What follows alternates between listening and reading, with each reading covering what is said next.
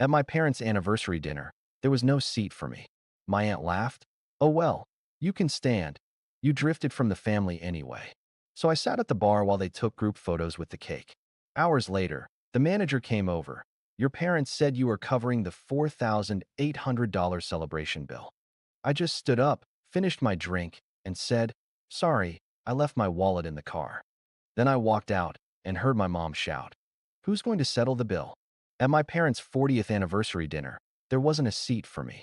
I stood awkwardly near the entrance of the restaurant's private event room, scanning the long table covered in white linen and floral centerpieces.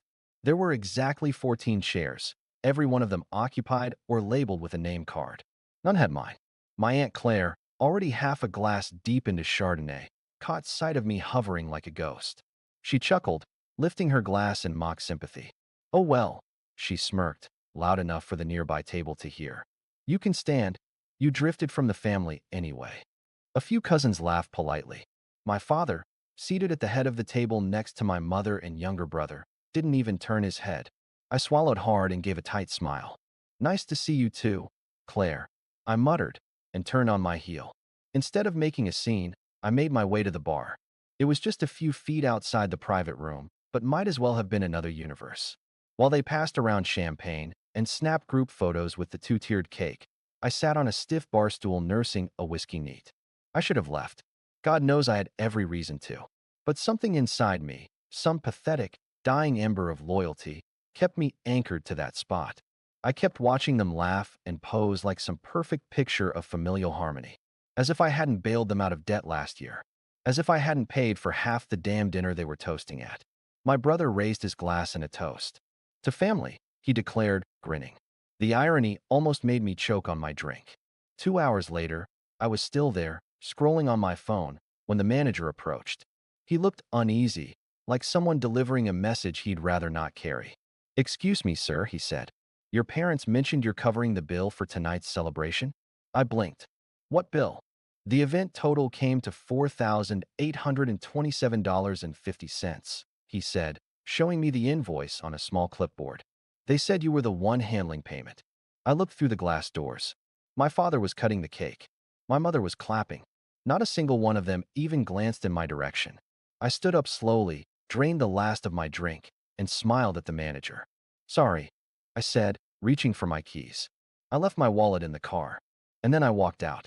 Behind me, I heard a shrill voice slice through the air. Who's paying now? I didn't turn around. I didn't need to. I should have known this night would turn into another humiliation. It always does. For years, I've been the financial backbone of a family that never saw me as anything more than a bank account with legs. The forgotten son. The responsible one. The quiet type who just does what needs to be done. That's what my mom always said, usually when she needed a loan. It started after I got my first job in IT security right out of college, a six-figure gig that I landed through relentless hustle, side gigs, and zero help from anyone in that room tonight. My parents didn't even attend my graduation, said it was too far and too expensive. But when they got a foreclosure notice on their house a year later, I was the first call. Not a thank you, not even a proper please. Just my dad saying, you're the only one who can fix this. Like I was some sort of family repairman. I wired them $18,000 the same week. That was just the beginning. Car repairs, medical bills, my brother's DUI lawyer, my cousin's surprise baby shower. Every crisis somehow landed in my lap. And I kept showing up, like a fool. But what really shattered me, what broke something deep inside, was how they treated me when I stopped writing the checks. It happened 6 months ago. After years of support, I told them I was buying a condo, finally investing in my future. I explained that I need to cut back on handouts. The silence on the other end of the phone was thick. Then came the guilt. After everything we've done for you, Mom sighed. You'd rather let your family suffer than postpone buying a couch? Dad snapped. You wouldn't even have that job if it weren't for the work ethic we taught you, my brother chimed in. The same brother I once paid $2,000 to get out of jail for public intoxication. That was the night I decided I was done. I started saying no. No to paying for my brother's new apartment after he got evicted for the second time.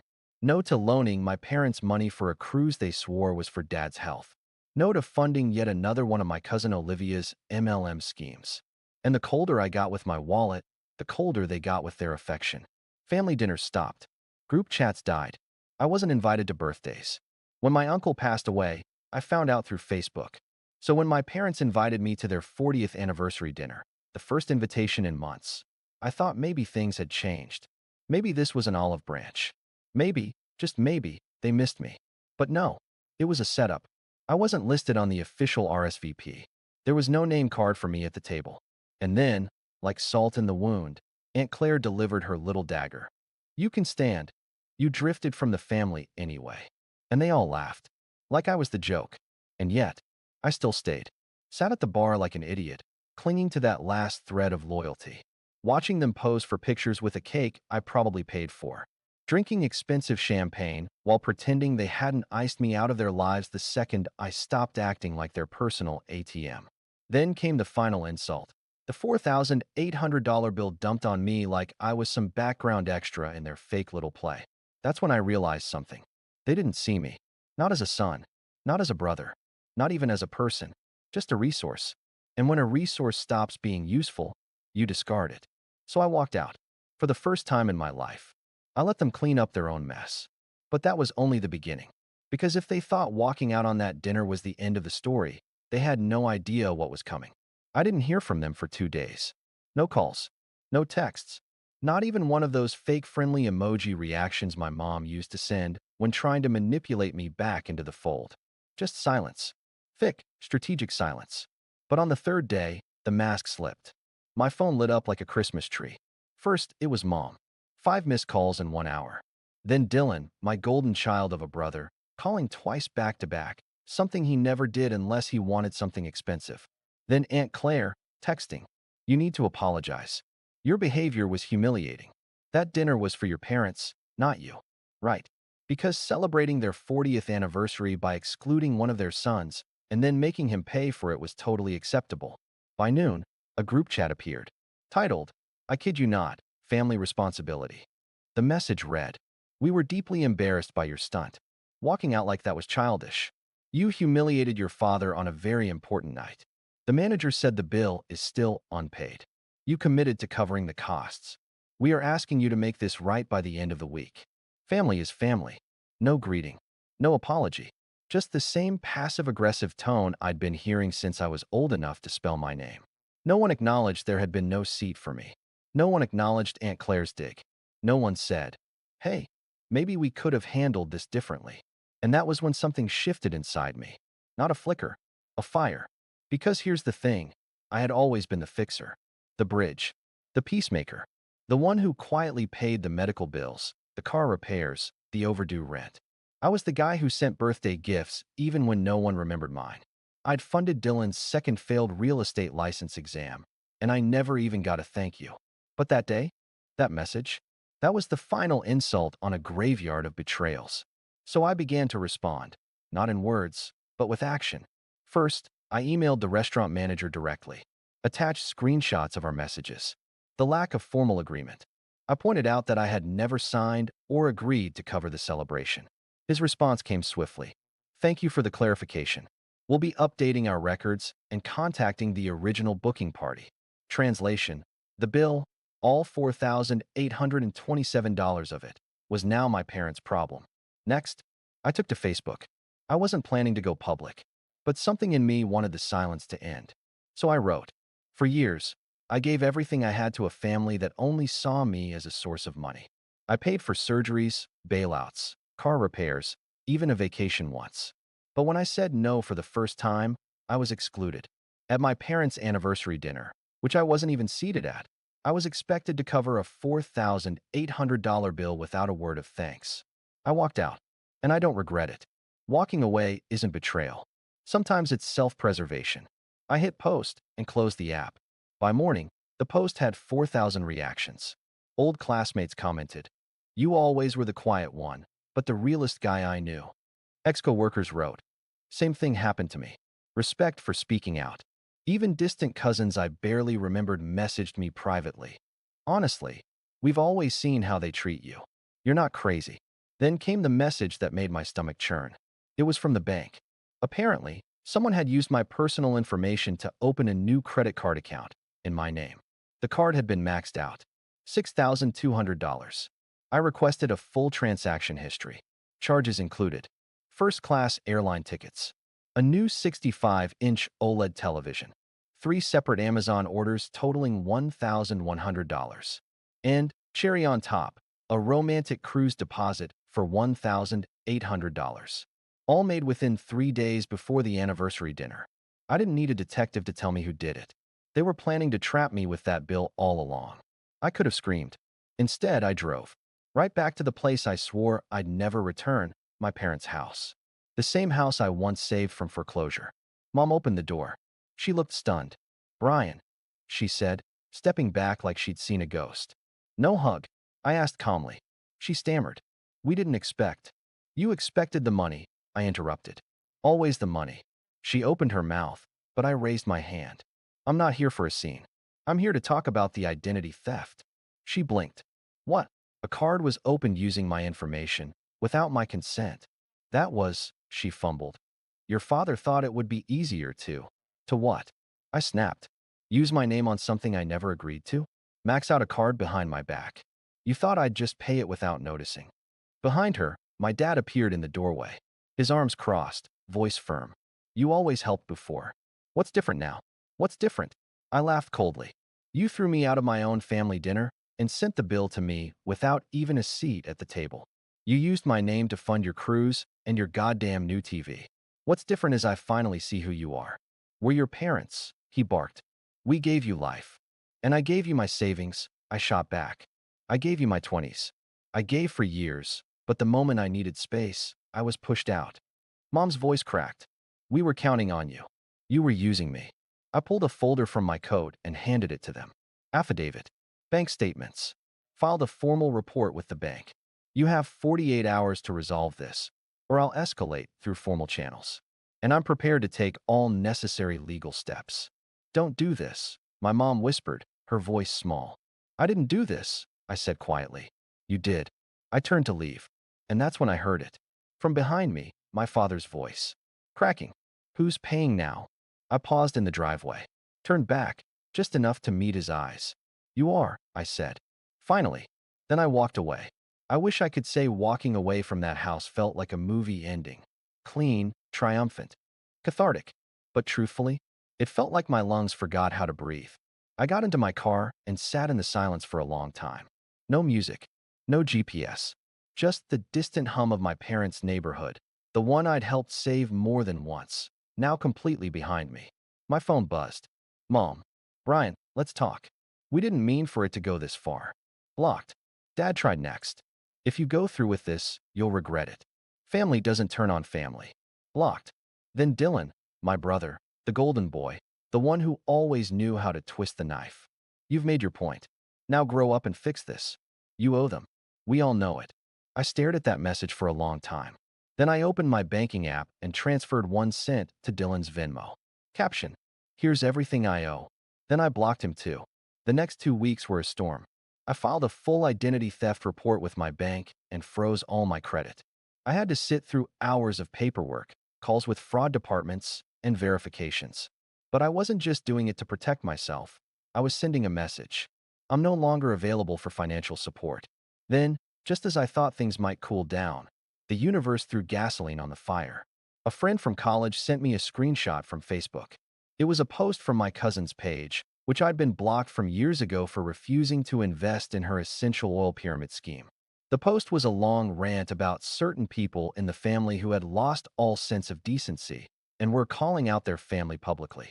It included a link to my original viral Facebook post and screenshots of my fraud complaint. She ended with, "We're a family, not a business transaction. Anyone siding with Brian needs to reevaluate their priorities." The comments? Split. Half the family piled on with fake outrage. My aunt typed in all caps, "He could have just paid and moved on. Blood is blood." Another cousin said, "He always thought he was better than us. Just because he has money doesn't mean he's right." But then the tide turned. People I hadn't heard from in years, people who'd once also been used, ignored, squeezed, started chiming in. "You all used him for years. He was always there for everyone. I remember he helped me fix my car when I had no one else." Interesting how things change when the support ends. This is why he walked away. And he was right. Within 48 hours, my inbox was filled with messages from relatives I barely knew, thanking me. Some shared their own stories of being manipulated by the core family. Some even apologized for laughing at me behind my back, for going along with the gaslighting, for being silent. But the most shocking message of all, it came from Dylan's ex-girlfriend. "Hey Brian, I know this is out of the blue, but I saw your post. I've kept quiet for a long time, but I thought you deserved to know." She sent me screenshots, conversations between her and Dylan, messages where he bragged about how Brian always pays when we ask. He'll pay for the whole dinner if we guilt him right. Another where he said, "My mom's using his info to open the card today. He won't say no. He never does. He won't push back. He won't push back." That word hit me like a freight train, because for years I believed it. I thought being quiet, accommodating, invisible meant being strong. But that wasn't strength. That was silence. And silence helped them build their empire of entitlement. So I took the screenshots, and I sent them directly to my parents. No caption, no explanation. Just, "This is who you raised." The next morning, I got a call from a restricted number. I let it go to voicemail. It was my dad. "Brian, I saw what you sent. I didn't know. I swear to God I didn't know. Your mother, she thought Dylan was joking. We didn't realize." He trailed off. Then, quietly, "I think we made some mistakes." I didn't call back. A week later, the credit card balance was paid in full. The fraud report was closed. I was finally, legally, free of them. But the emotional untangling? That took longer. I spent nights staring at the ceiling wondering how I let it go on this long. How many birthdays I paid for. How many medical bills. How many guilt-driven phone calls I answered just to keep the peace. And then came the guilt for not feeling guilty. Because I didn't miss them. Not even a little. What I missed was the idea of family. But that idea was dead. So I built something else. I moved. Got a new place, smaller but cozy. My own photos on the walls. My own mugs in the cabinets. My name on every document. No one else's. I reconnected with old friends. The kind of friends who never asked for money, only my time. We started game nights again. Cookouts. Laughter that didn't cost me anything. And the craziest part? I felt light. Like I'd shed 1,000 pounds of invisible chains. One night, I got a message from a name I hadn't seen in a decade. My cousin Lena, the quiet one who used to sit next to me at family dinners, always polite, always shy. Her message was simple. "Just wanted to say thank you. You said everything I've wanted to say for years. I cut ties too, and seeing you do it helped me not feel so alone." And that was it. The moment I knew I'd done the right thing. Not just for me, but for everyone who'd ever been the invisible one. Because silence doesn't save you. Boundaries do. It's been 6 months. Half a year since I stood up from that bar stool, left behind the people who thought I was treated me like I was invisible, and let their $4,800 fantasy night collapse without me. They still talk about it, I'm sure. I imagine Aunt Claire probably surprised when the bill came back their way. My mother panicking when the manager asked for her credit card. My father fuming in disbelief that his silent son finally stopped being useful. I wasn't supposed to walk out. I was supposed to take it. Smile. Nod. Pay. But I didn't. And I've never been freer. I moved cities 2 months after the fallout. Got a new job offer from a cybersecurity firm that actually values my work, my time, my voice. They gave me a signing bonus. I used it to buy a couch, not for guests, not for family dinners, for me. I wake up now without that weight in my chest. No missed calls full of guilt. No sudden requests for just a little help this month. No manipulation packaged as obligation. Silence. Blessed, earned silence. And then one day it ended. Sort of.